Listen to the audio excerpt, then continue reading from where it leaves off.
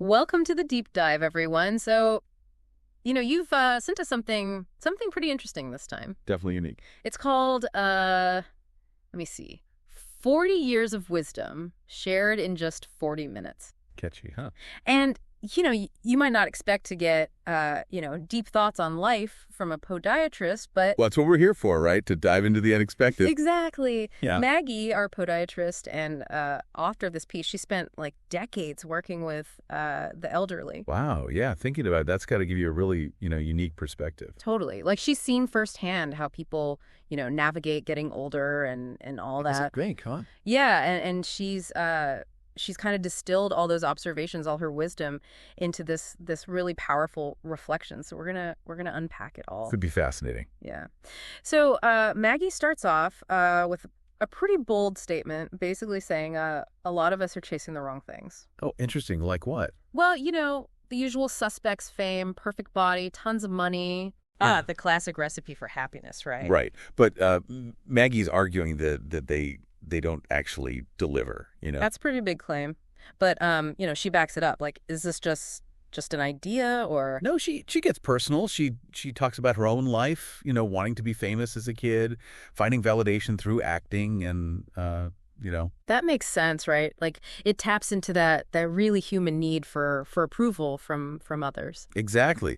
It's almost like we're hardwired to look outside of ourselves for validation. Yeah, from day one it seems like. Totally, yeah. And what Maggie really nails is this idea that even when you reach those like external like markers of success, the feeling of And it just fulfillment. doesn't last. Yeah, exactly. It's fleeting. It's like that saying about climbing the mountain. You get to the top, but then there's Always another way. yeah, always a taller peak. And Maggie actually like describes feeling empty even after, achieving things she thought would make her happy.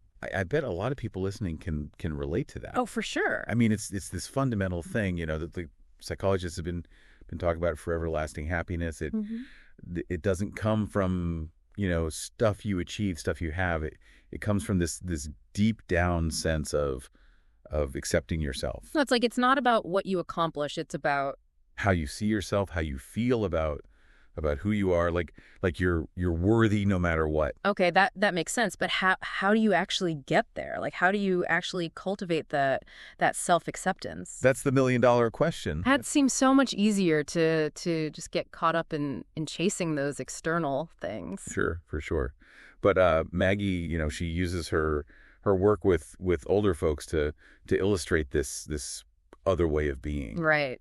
She talks about these two distinct types of aging that she's observed. Like what are they? You have those who are, like joyful and curious and still embracing life with this sense of wonder, and then you have The opposite. yeah, those who are like consumed by appearances, fearful of getting older. Always comparing themselves. Exactly. So the first group, it's like they've kind of figured something out. That's what it seems like. She describes them as having this sparkle in their eyes. I love that. A sparkle. And what she observed is that the folks who age gracefully, they tend to share certain key qualities. Like what? They have like a growth mindset, always learning and a sense of purpose that goes beyond themselves. Makes sense, yeah. And maybe most importantly, they've developed that deep sense of self-acceptance, embracing getting older rather than fearing it. They're not trying to fight it. They're flowing with it. Yeah, exactly. It's like they've let go of that need for external validation and they've found, contentment within. It's powerful stuff. Makes you think, like, what are those qualities that we can cultivate now, no matter our age, to get that same like sense of joy and fulfillment? Exactly. And I think that's what we'll keep exploring as we dive deeper into Maggie's wisdom. Can't wait. Yeah, me neither. So it's not just about, physical aging. It's about this mental and emotional growth. Right. Like it's about constantly expanding how we understand ourselves and the world around us. And Maggie, she makes this point that we're either evolving or devolving, but we're never truly just staying the same. I like that. Yeah. Like there's always movement, always change. It's a good reminder to keep moving forward, to keep growing. For sure. So, if those external things, those achievements and possessions, if they don't they don't really bring lasting happiness, then what does? Right. What's the secret ingredient here? And I think Maggie would say, that true fulfillment, it's an inside job, It's not about what you have, it's about who you are. Exactly. It's about nurturing our inner world, cultivating self-love and embracing that journey of growth and evolution. It sounds like she's really challenging us to shift our perspective. Yeah. To really look inward. Yeah. And that leads us to another key theme in Maggie's wisdom, this idea of freedom. Ooh, freedom. Everyone loves a little freedom. Right. But she's not just talking about, like political freedom or financial freedom. She's talking about this deeper sense of freedom, this freedom From what? What's holding us back? From those limiting beliefs, those fears that keep us playing small, Okay. So freedom from our own internal barriers. Yeah, exactly. So what does that look like in real life? Well, she gives examples like speaking in front of people or not being affected by criticism. Okay, so it's not about not having any fear. It's about developing that resilience that allows you to move through the world with confidence. Yeah, and authenticity, not being held back by what other people think. I like it. It's like breaking free from those expectations, those shoulds and shouldn'ts that we put on ourselves. Totally. And I'm starting to see how these ideas connect, We break free from those external expectations. We cultivate self-acceptance and that allows us to move through life with more freedom and confidence. It's like a domino effect, right? Yeah. One thing leads to the next. Exactly. And I think as we delve deeper into Maggie's wisdom, we'll see how these themes intertwine to create a more fulfilling, a more meaningful life. Definitely. This is already getting really interesting. I know, right? I can't wait to unpack more of her insights. Me too. She's got so much wisdom to share, and I have a feeling it's gonna resonate with a lot of our listeners. Oh yeah, for sure. And next time we'll dive into how Maggie actually put these principles into practice in her own life. Now that's what I'm talking about. Real world application. That's what it's all about. Exactly. So stay tuned, folks. Okay, so where we left off, it was like Maggie's really pushing us to look inside for that lasting happiness, Well, right? like it's not about the external stuff, the achievements, the possessions. It's about something deeper. Yeah, exactly. And this is where like her wisdom, it gets really, really interesting. Oh, okay. Like how? Well, she starts talking about this idea that we don't have to wait for certain things to happen to feel the way we want to feel. Okay, now you really got me curious. What do you mean? Like, are we talking manifestation here? Not exactly manifestation like in the way people usually talk about it, but Maggie's point is that like we often chase after things because we think they'll give us a certain feeling, Yeah, totally. Like a bigger house will finally make me feel secure, or a promotion will make me feel respected, or finding a partner will make me feel loved. Right. Exactly. Yeah. Exactly. Like we're always striving for that thing that'll finally make us feel whole, Yeah, I definitely get that. But what if Maggie's right? And we could cultivate those feelings within ourselves right now. Whoa, wait, hold on. Like right now, without anything changing. Yeah. Like what if we could choose to feel secure or loved or worthy, regardless of what's happening around us? Okay, that's a really interesting idea, but is that really possible to just choose how you feel? It's definitely not always easy, especially because we're so used to thinking that happiness is something you got to earn, you got to achieve. Well, like it's out there somewhere and you got to go get it.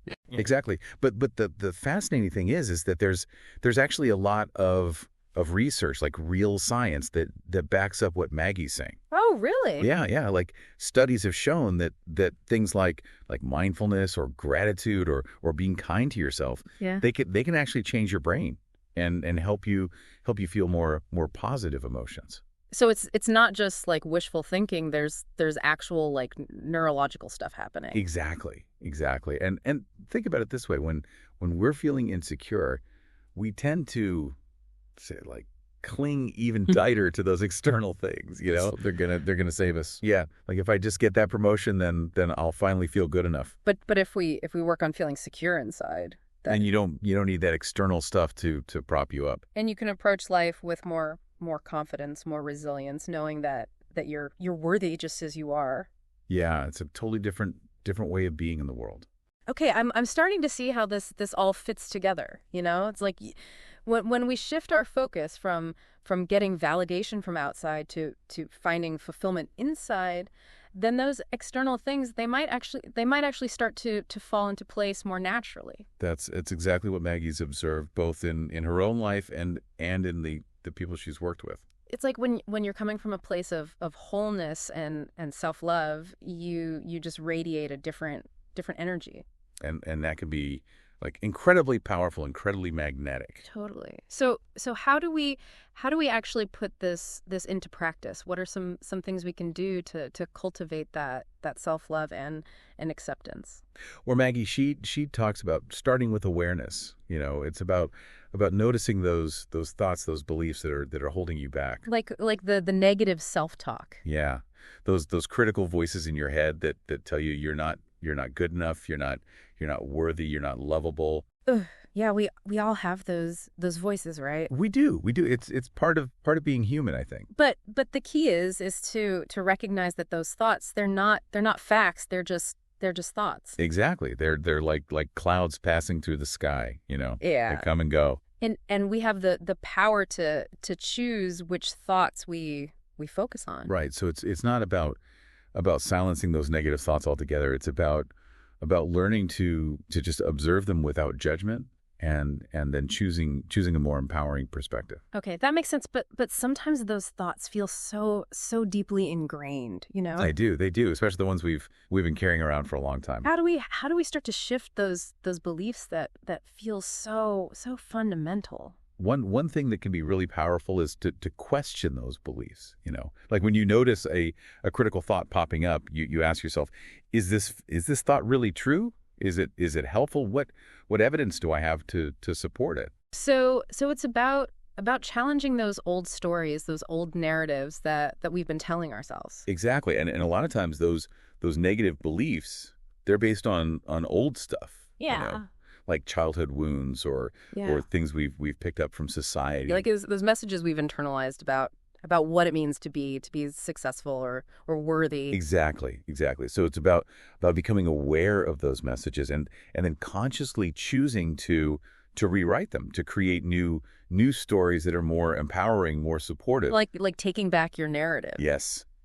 Exactly. Yeah. And remember, self-love, it's not a destination, it's a practice. It's something you gotta work on every day. It's like a muscle you got to keep exercising. Exactly. It's about showing up for yourself, choosing thoughts and actions that nourish your soul and help you grow. I love that it's like giving yourself permission to be perfectly imperfect, to embrace all of who you are. Exactly. Because none of us are perfect. We all have our flaws, our quirks, our challenges. And that's okay. That's what makes us unique, makes us human. Exactly. So it's about learning to love and accept all those parts of ourselves. The good, the bad, the messy. The whole package. This is really starting to click for me now, It's like if we're not waiting for someday to be happy, if we can choose to experience those feelings now, then it changes everything. It really does. It shifts the whole game. But how do we actually find joy in the present moment when there's so much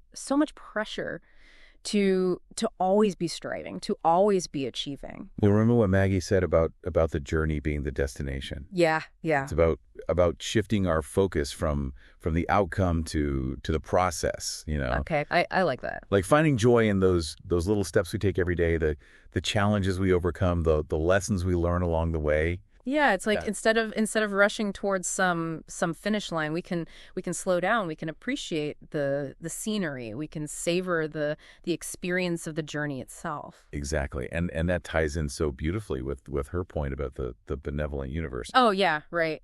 Like if we trust that things are unfolding as they should, even when they're challenging, then we can find a sense of peace and gratitude in the present moment, knowing that we're exactly where we need to be. Okay, yeah, that's powerful, this idea of trusting the process. But I think a lot of us we struggle with that, We do, especially in a culture that values achievement and instant gratification so much. Like we want it all and we want it now. Exactly. But the amazing thing is that when we do surrender to the process, when we do let go of that need to control everything, things often unfold in ways we could never imagined. It's like opening yourself up to a whole new realm of possibility. So it's not just about feeling good in the present moment. It's about trusting that even the challenging experiences, they're ultimately guiding us towards something greater. They're all part of the grand adventure of life, you know. I love that. So we've got self-love, freedom from fear, the benevolent universe, finding joy in the journey. It's like all these pieces, they fit together to create this beautiful tapestry of wisdom. They do. And what's so inspiring is that Maggie is living proof that these principles work. You know? She's not just talking about it. She's actually living it. Exactly, and she's sharing her wisdom with the world in a way that's both profound and really relatable. You know, earlier you mentioned Maggie's story about wanting to pay off her mortgage. Oh, right, yeah. She thought it would bring her security, but then she realized that fear of scarcity, it might just shift to something else, you know. Could you talk a little bit more about that? Sure.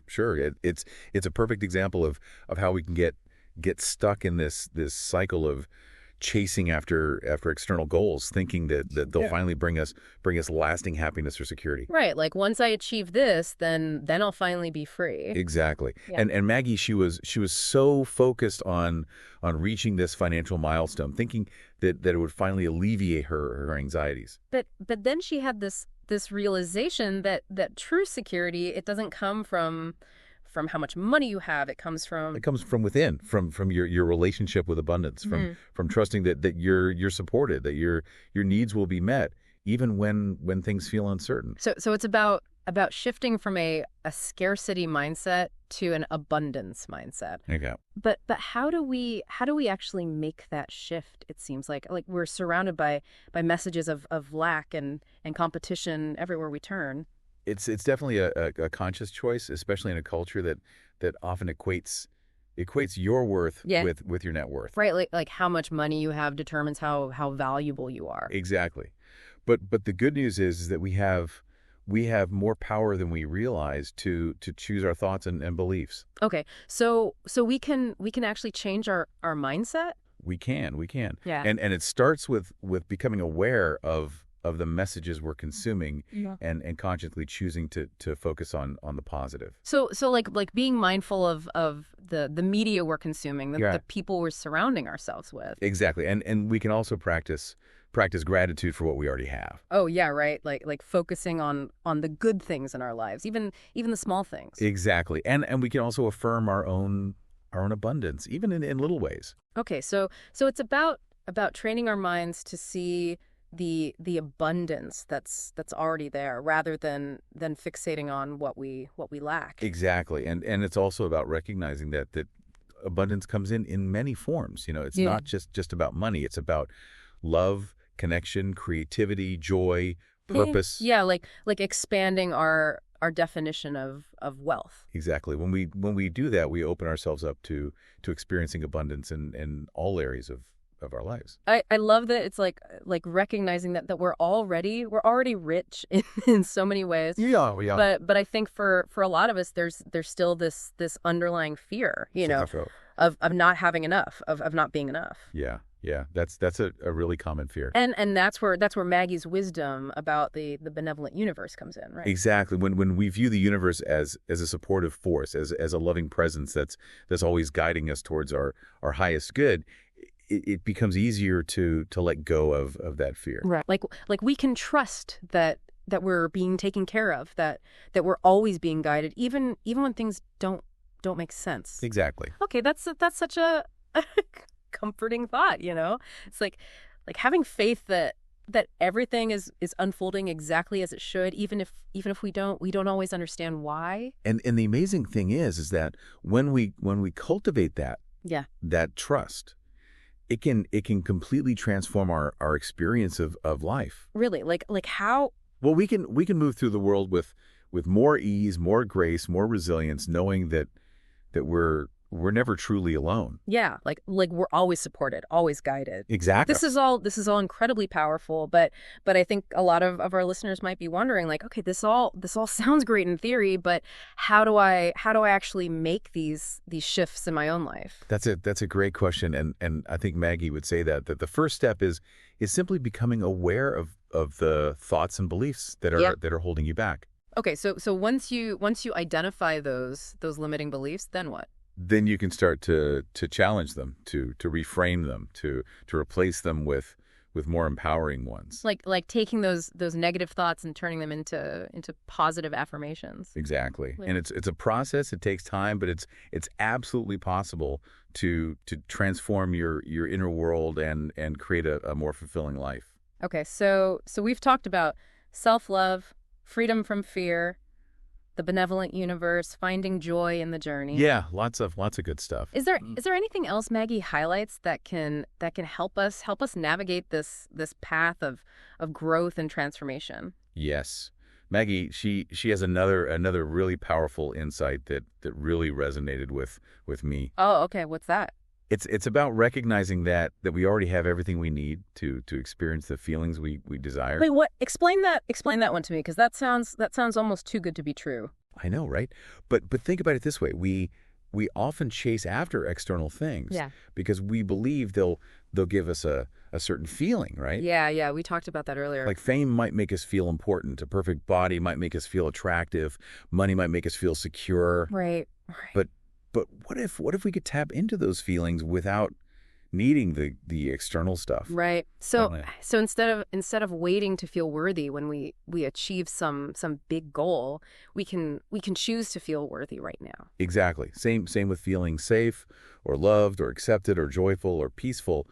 We have the power to give ourselves those gifts in this very moment. Okay, that's a pretty radical idea, but it makes sense when you think about how often we put our happiness on hold, waiting for something outside of us to change. Exactly. And what's even more interesting is that when we shift our focus from external validation to internal fulfillment, Yeah. those external things often start to fall into place more naturally. Because we're not operating from a place of lack and desperation anymore. We're coming from a place of wholeness and self-love. Precisely. And then that shift in energy, it can be incredibly magnetic, incredibly powerful. So how do we actually put this into practice? Like what are some tangible things we can do to cultivate that sense of self-love and acceptance that Maggie talks about? Well, it starts with awareness. What are those negative thoughts and beliefs that are holding you back? What are those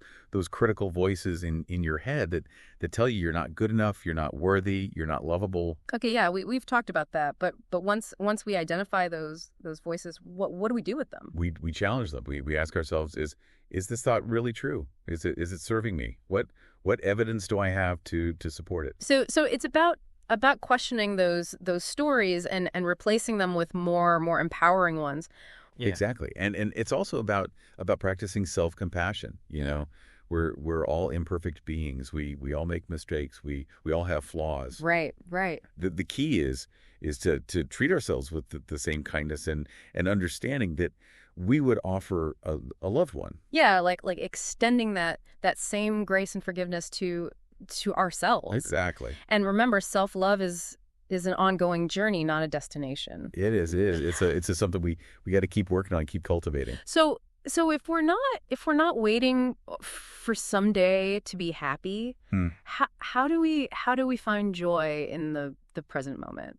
Maggie, she talks about embracing the journey, finding the joy in the process itself, not just the outcome. Oh yeah, we talked about that earlier. It's about shifting our focus from the destination to the steps we're taking every day to get there. And I think that ties in beautifully with her point about the benevolent universe, right? It does. If we trust that things are working out for us, even when they're challenging, we can find a sense of peace and gratitude in the present moment, knowing that we're exactly where we need to be. Absolutely. And that sense of trust, it allows us to relax into the journey, to savor the small wins, to appreciate the lessons we're learning along the way. So instead of rushing towards some future goal, we can slow down. We can pay attention. We can find the beauty in the everyday moments. Exactly. It's about cultivating a mindset of appreciation, noticing the good things in our lives, and finding joy in the simple things. Maggie also, she shares this interesting story about her YouTube channel. You know, she had a video go viral, which was really exciting. But then she started to worry about not being able to replicate that success. Oh yeah, I remember that story. I think a lot of us can relate to that fear of not being able to sustain a win. You know, We can it's like we get a taste of success, and then we're terrified of losing it. it's like we get so focused on the outcome, on the external validation, that we forget about the joy of the process itself. Exactly. And what's so inspiring about Maggie's story is that she caught herself in that cycle, you know. Like she realized what was happening. Yeah, yeah. She reminded herself that the true purpose of making those videos, it wasn't about going viral. It was about sharing her message and helping people. Right, like you like connecting with her audience. Exactly. And she shifted her focus back to the intrinsic rewards of the creative process, and that allowed her to reclaim the joy and fulfillment she had initially experienced. That's such a great reminder for all of us. You know, no matter what we're pursuing in life, it's about connecting with our why, remembering the reasons that light us up, that fuel our passion, and letting go of that need for external validation. It is. It's about remembering what truly matters. And it's a beautiful reminder that we always have the power to choose where we place our focus. You do. We do. We're not victims of our circumstances. We have the power to choose how we respond to them. So we can choose to get caught up in the anxieties and expectations of the external world, or we can choose to align ourselves with our inner compass and find joy in the present moment, regardless of the outcome. Exactly. And that's true freedom, you know. Yeah, that's what it's all about. It's about liberating ourselves from those external pressures and finding that peace and joy within. I love that. It's about reclaiming our power and remembering that true fulfillment, it comes from within. It does. It always has, and it always will. You know, there's one concept that Maggie keeps coming back to that I'm still kind of grappling with.